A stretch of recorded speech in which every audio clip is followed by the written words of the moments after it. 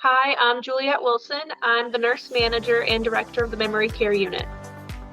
What is a memory care unit? A memory care unit is a safe place for anybody with a cognitive defect such as dementia, Alzheimer's, anybody even with a CVA that has just that defect. So tell me, are they all full most of the time? Yes, we have a wait list. And how long is the wait list? It depends. Sometimes we can have a one-person wait list to an 8-person wait list. Gotcha. And so the memory care unit at Knollwood, is it attached as a building or detached, or how does that work with Knollwood? Our memory care unit is connected to Knollwood just by double doors, connected to the assisted living, supported living side of the building. We're not a locked unit, but we have delayed egress doors that we use as safety interventions for those that qualify for that. And what does a delayed egress door mean to the person who doesn't work there every day? Yeah, they're just doors that if you push for 15 seconds, an alarm will sound. The door will eventually open after 15 seconds when the alarm sounds, but it's not totally locked. Gotcha. So they can get out in the event of a fire or something else happening, but it's going to let everybody in the staff know someone's trying to leave or get out. Okay, gotcha. So that makes a lot of sense. What is a typical day like in the memory care unit? What do you guys do? Yeah, everybody has their own routine. It's tailored specifically to each resident with person-centered care, but an overall view would be they wake up, have breakfast, then we do some type of exercise, a sit-exercise, yoga, Tai Chi, something of that sort. And then they'll have coffee and watch news or just have a daily chat. And then they'll play games like on the Tover Taffel, and we'll have lunch. They'll relax on the patio, listen to music on the patio, have snacks and drinks on the patio, and have dinner, and then just unwind for the day.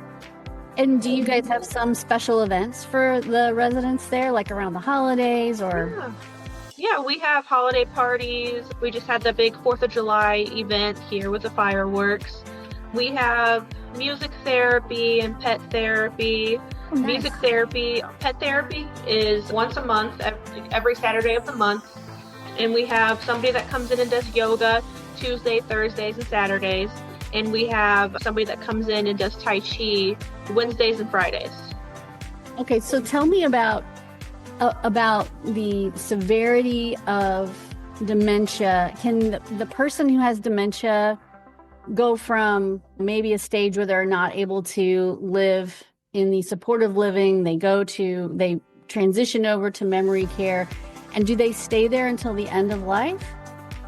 Yeah, we've had quite a few residents that lived on the supportive living side of the building for years and eventually have transitioned over just due to mainly safety reasons. We just want everybody to be safe. And we still have residents that are still over here that have been living over here that have moved over whenever the unit opened. Wow. Yeah. That's great. That is great. So they are long-term residents and they didn't have to move buildings. They did have to move buildings, but they didn't have to move across town. They got to stay there where they interact and they're in the same location with all the people they've probably known or gotten to know over the years.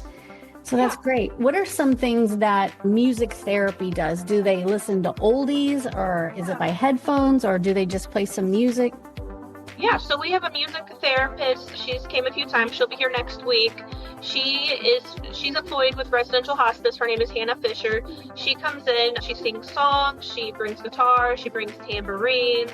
It's really hands-on with all the residents. It can also be one-on-one for those that don't want to leave their room. Not everybody's an extrovert. Some people want to stay in their rooms. So she does come and she'll go into their rooms, and it depends. She also brings hands-on pamphlets on music, old musicians, new musicians. So whatever the residents want to listen to, she'll sing with them. She'll pull it up on her phone if she doesn't know the song. So she'll try her best. That is really nice, because I'm sure there are some oldies that they loved that bring back a lot of old memories for them, that music seems to touch us in a lot of ways that just talking to someone can't. They can remember old tunes from back when they were teenagers, but don't know what they had for breakfast today. Yeah. That's awesome that you guys provide that. Yeah. So let's talk about challenging behavior. When someone has a challenging behavior, How do you guys handle that? Do you redirect them, or what does that look like? Yeah, obviously we redirect and we try to see what need isn't being met, because usually when there's behaviors, there's a need that's not being met, whether they're hungry, they want to go to the bathroom, they're looking for family, they don't feel safe, they want to change their clothes. We really dig deep to figure out what the main cause of the behavior is. And one good thing about Knollwood and Memory Lane is that we have retained a consistent team of caregivers since we opened the unit. Nice. Yeah. So each caregiver knows each resident's tailored routine. They understand triggers and their little quirks and needs. So everybody. Great. I would say the caregivers have built trusting relationships with all of the residents.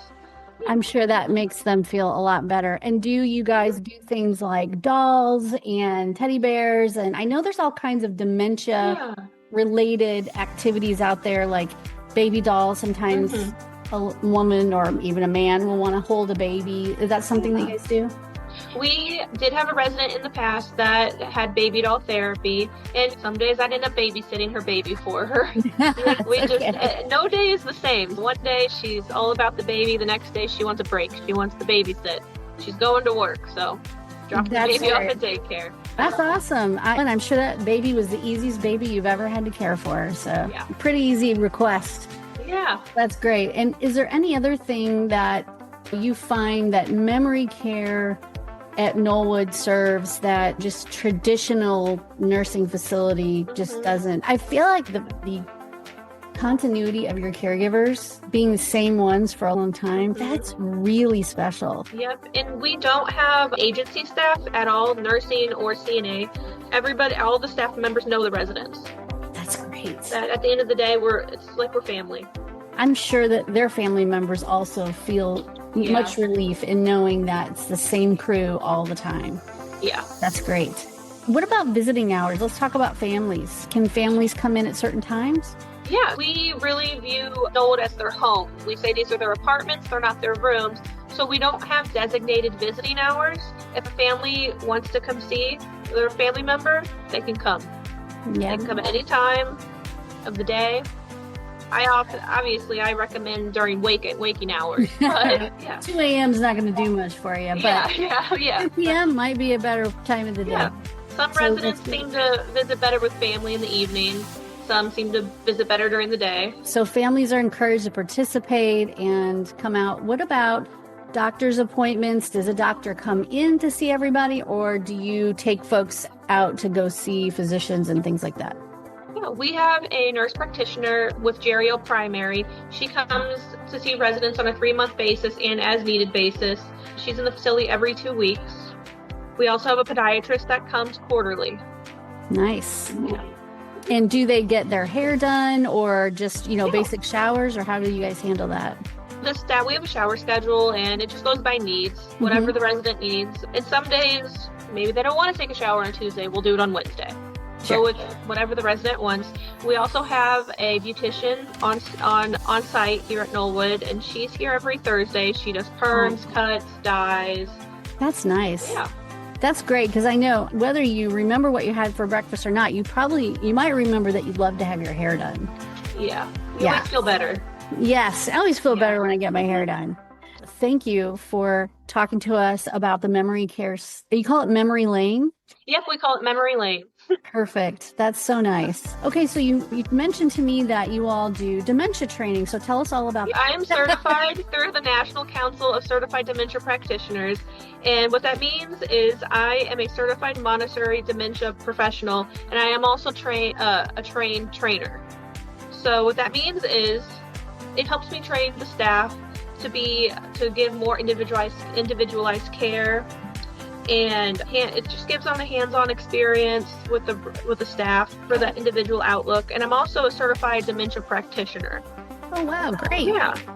That's nice, because dementia care is, even though we see a lot of folks with dementia, it really is a very specialized way of understanding how they don't see as well as they did. They're not hearing you as well as they did.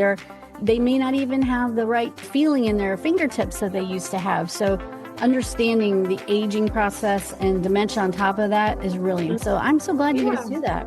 Yeah, the Montessori approach is really, just to summarize it, it's individualized for everybody. It's a hands-on approach, and it just promotes as much independence as possible. We take whatever their strong suits are and we focus on that.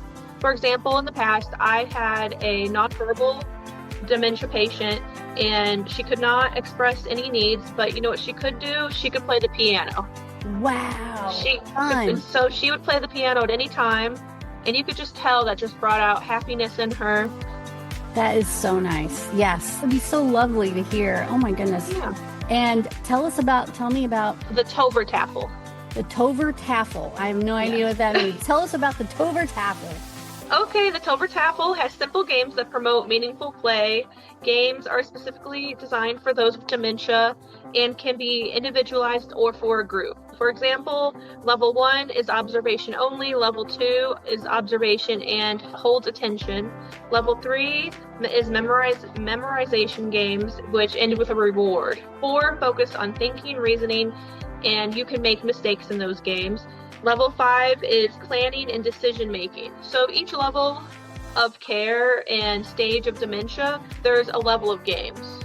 Gotcha.